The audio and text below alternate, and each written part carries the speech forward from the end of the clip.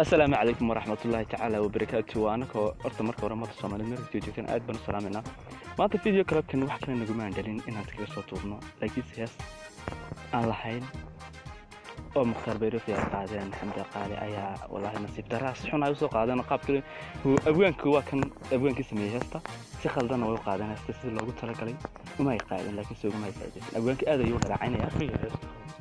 heestiisi fool xun ayay gabadhu la qaaday wiilka heestii wuxuu leeyahay awaanku heestaydii sida loogu qaaday waa si ka baxsan heestii Soomaalida dhaqankooda waxaan leenahay sharafta Allah ka qaaday xamdi qaali ee muqtar biiruuf ka gaabanayay naarta Allah ku fogeeyay wax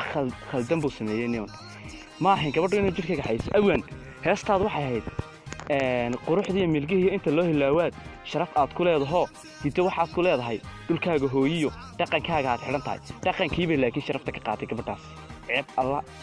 ceeb iyo ciriiri wadanka uga baxay